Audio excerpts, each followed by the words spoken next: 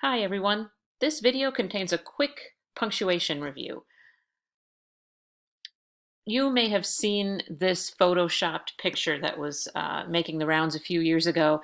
This is a magazine cover from Rachel Ray, and you can see the original side here on the left says that Rachel Ray finds inspiration in cooking, her family, and her dog. When the commas are removed, though, in this photoshopped version, you can see that it changes the meaning entirely. She finds inspiration in cooking her family and her dog. Totally different story there, right? So punctuation matters. These examples you may have seen before. This first one, I have a plaque in my office that says this. Obviously, this little comma could save Grandma's life here, right? Let's eat Grandma means a whole lot, something a whole lot different than let's eat Grandma. Or this example, a woman without her man is nothing, means something completely different when you throw in a colon and a comma. So punctuation can actually shape what things mean, and they also help readers make sense of your ideas. So that's why we take it seriously in college writing. Now, social media is a different story, right? This is an excerpt from an article in Salon magazine by Lauren Collister that talks about how periods are being used quite differently. In fact, in some ways, they're going missing in the way in many of the texts that we write or the tweets that we post. A period is just one example of how language is constantly changing, and I think it's really cool. But in college, we still have to remember that, we've got a very specific situation here, very context dependent. We're always thinking about audience and purpose when we're writing, so we still have to use good old-fashioned punctuation in college writing. So first, I want to review a couple terms that are going to help a couple of punctuation rules make sense in a minute here. You probably remember that an independent clause is a complete sentence. It can stand alone.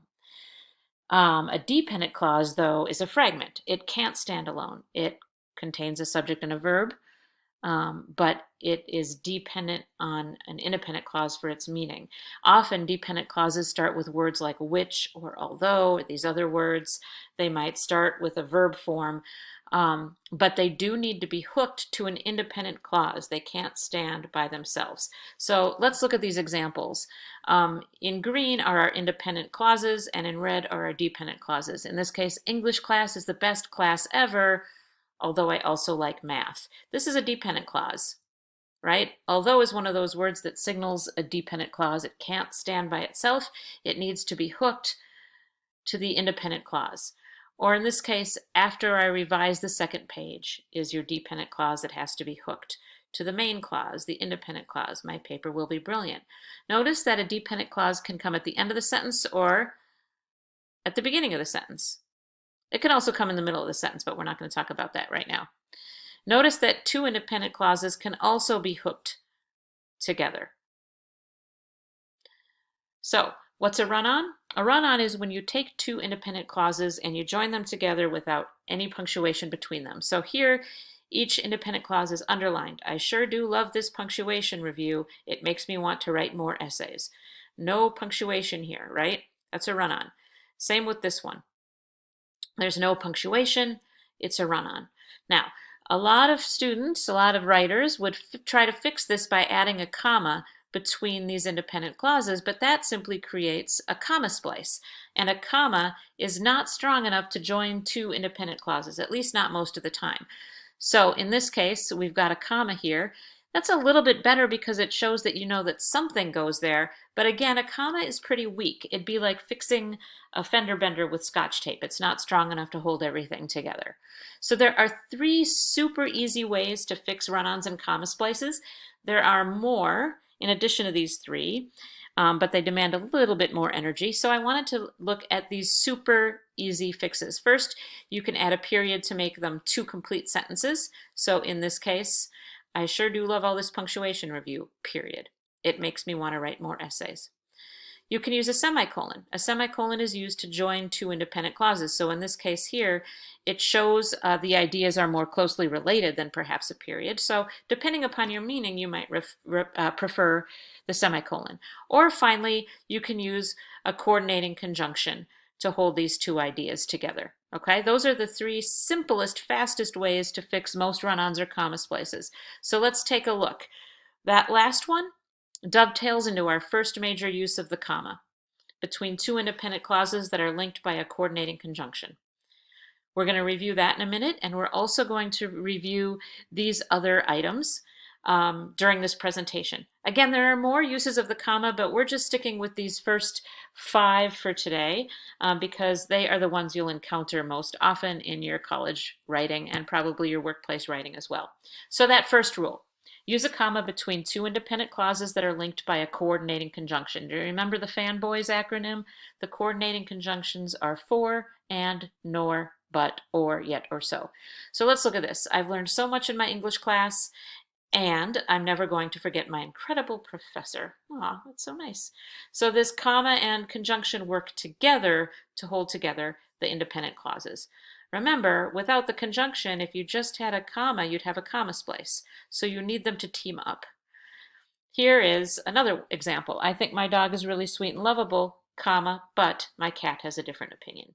So look again at how the comma and the coordinating conjunction work together to hold together these two independent clauses. So that's the first major use of a comma that we're reviewing today. The second one is to use a comma after an introductory element. That introductory element leading into the main independent clause could be a word or a phrase or a dependent clause. So here's an example. Fortunately, comma, I'm learning so much about commas today. Or it could be a phrase like a couple of words. After this, comma, I'm going to proofread everything I've ever written. Or it could be an entire dependent clause, like we reviewed a moment ago. Although I don't love punctuation, comma, I understand why it's important. According to my professor, comma, a comma isn't usually strong enough, blah, blah, blah. You have used this when you've introduced quotations, most likely, right? According to so-and-so, comma, and then you lead into the quotation. So that's an example of a dependent clause leading into a quotation or an independent clause, both in this case. All right. Another use of a comma is around parenthetical information. The grammatical term is a non-restrictive modifier that you have inserted into the middle of a sentence. So basically this means information that you could take out of a sentence and the sentence would basically mean the same thing. So here we go. This class requires a lot of writing. What if we inserted this information in the middle of it? This class, which happens to be my favorite, requires a lot of writing. We put commas on both sides of it. Some people would call this parenthetical information because you could also put parentheses around it. Or if we took this original independent clause, many of my classmates have part-time jobs, we could insert this additional information in the middle of it. We would put commas around both sides. Here's an example of how you might have used this in your papers. Joe Schmo, comma, professor at the University of Illinois School of Medicine, comma, believes we should practice social distancing. Notice how this additional information that identifies who he is needs to be surrounded on both sides with commas. Okay, here's another example. After an independent clause, when you're adding a closing element. So in this case, the independent clause is this first part. Social distancing is crucial to slowing the spread of virus, comma, according to experts. Now you could have this at the beginning of the sentence instead. Either way, you'd want to offset it with a comma. I'm really proud of the work you're doing, comma, despite all the obstacles. So in this case, we've got a phrase at the end, again offset by a comma. This review wasn't too painful, was it? Again, we've got an independent clause. We've hooked a little extra information at the end and offset it with a comma. Another common use of a comma, as you know, this one's really familiar, is to separate items in a list. So after I revise my content, I'll work on citation, punctuation, and style. Notice what's going on here. We've got this earlier rule about a dependent clause, an introductory element offset by a comma. Here's the main clause. I'll work on citation, punctuation, and style. So we have a comma after each item in a list. Now, some of you have been told that this last comma is optional. And grammar nerds, punctuation nerds like me love to have silly little debates over this last comma. We call this the Oxford comma or the serial comma. And here's one reason why scholars would say that it does matter. A lot of writers would say that it does matter. Look at this first example. I would like to thank my parents, Michael Jordan, and Queen Elizabeth. So in this example, parents, Michael Jordan, and Queen Elizabeth are clearly three different entities, right? In the second one, I would like to thank my parents, Michael Jordan and Queen Elizabeth. The way this is introduced suggests, the way that Michael Jordan and Queen Elizabeth is introduced in this sentence suggests that they are my parents, right? So that comma that would normally go here, oops, can make a difference in meaning. So this is why scholars like to argue about the Oxford comma. Okay, let's move on to the semicolon.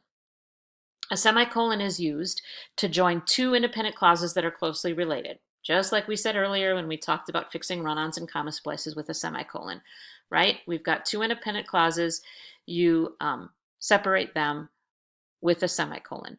Don't use a semicolon anywhere that a comma would work. This is probably 98% of the time that you'll use a semicolon. But occasionally you might run into an example where you're writing a sentence that has items in a list, and those items have internal commas, so you use semicolons to show where that item ends. Okay? You're not going to run into that very often. So most of the time when you use a semicolon, it's in this first case to separate items in a series. And then finally, the colon. The colon is some expert level punctuation here, right? Use a colon after an independent clause to announce explanatory material such as a quotation. So in this first example, my favorite things about summer are outdoor activities. This is introducing a list after an independent clause. You don't need it if you say such as, because they kind of mean the same thing. So use it instead of such as. Use it when you're introducing a specific explanatory material. So look at this second example. Revision is important. It allows me to develop and clarify my ideas. So the second clause directly explains the first. The last one you may have used yourself in a research paper when you're making a claim and you're supporting it with a quotation. So in this last case, experts agree that commas have limits, colon, and then you provide the quotation. And you cite your source, of course, so that you give credit to your sources. All right. There are more resources on D2L. I've provided some links to external sources that review some of these things. And of course, your nuts and bolts handout goes over some of this material in the final few pages of the document. If you have any questions, let me know. Remember that often when I am marking papers, I will simply highlight a line and put P at the end of it, short for punctuation. That means I want you to try to find the error and fix it yourself. But if you can't, I'm happy to help you. I want you, though, to be in the habit of developing your own proofreading skills. So let me know if you have any questions, and have fun with your final editing.